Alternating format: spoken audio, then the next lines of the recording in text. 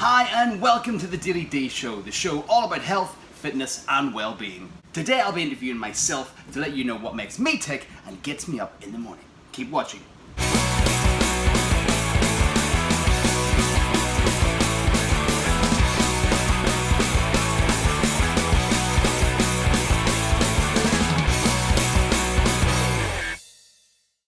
So if you're meeting me for the first time, you may not know this, but I've not always been in the health, fitness and well-being game. In fact, I used to have a desk job before I got severely ill, and it was at that point that I decided to do something about my health and fitness. Where did it all start for me? It started with extremely poor health. Guys, I didn't even have enough energy to play with my kids. I couldn't walk to the end of the street without breaking into sweat and feeling my heart was going to pump out of my chest. I was ill for quite some time and I didn't realize it. And then I had to be rushed to hospital to get iron infusions, blood infusions, scans, you name it. I was in a really bad place. And it was at that point, my lowest point that I've ever felt in my life, that's when my health journey began. So I set myself a goal, I retrained as a personal trainer, and here I am today. But what exactly did that involve? Approaching the age of 40, going back into education, I'm going to say it was a little bit tough. But when you've got a mindset to do something and you know that it's going to pay off, you push through. However, my health and fitness had taken a real big downer. So I knew that I had to have something in place that would drive me towards making a difference in my health and fitness. Now, I already had that at home because my illness had prevented me from playing with my kids for quite some time because I simply didn't have the energy. But I needed to have something personal, something deep down that would make sure that I got up every morning, went to the gym, trained, looked after my nutrition, and started to focus on my mindset. That's when I found OCR, Obstacle Course Racing. So I decided to enter my very first race.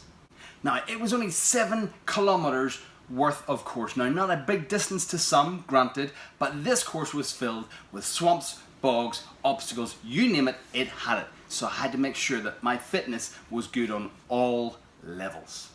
When I first started to practice, I really had a bit of a head game. My head kept telling me that I couldn't do it, that I wasn't good enough, I wasn't strong enough, I wasn't fast enough, etc., etc., fill in the blank.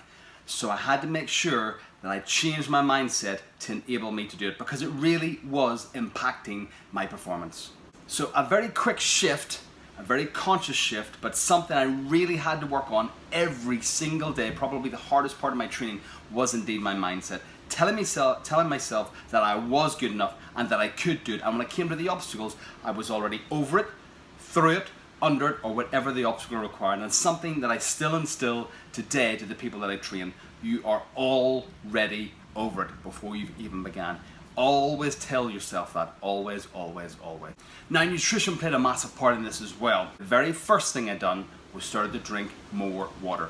And it made a massive, massive difference. And when I started to notice the difference that it was making, that I was sleeping better, I was focusing better, my skin looked better, I decided to take another step and do something else. Then I cut out dairy. And again, when I started to notice the benefits of that, my chest started to clear up as I run, so I felt freer in my lungs to run further, and lots of other benefits as well. Then I took on another step and another step. And that's my advice to people that find it difficult to change their diet or improve their diet.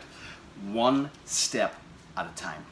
Now, the one piece of advice that I would give everybody is patience. It's something that's very difficult in today's world because it's very fast paced and we all want results yesterday. It isn't going to happen. So get that out of your head right now. There's no magic pill that's going to fix everything. What you need to have is patience. Know that you've got to turn up every day, you've got to train, you've got to do something every single day that works towards your health, fitness and well-being. It's a slow game, but the rewards at the end are unparalleled. Always remember, the last thing to grow on the tree is the fruit. We're all cut from different cloth, which means we all do things differently and respond to things differently too. When it comes to training, some people are very, very good at tuning in themselves, going to the gym and putting in 100% effort.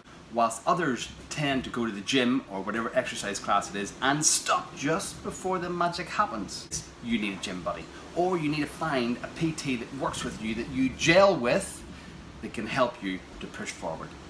I cannot tell you how important it is to have a goal. Whatever that goal may be, it could be that you're running a race, it could be that you have a photo shoot, it could be that you want to get in that little eeny weeny tiddly weeny yellow polka dot bikini.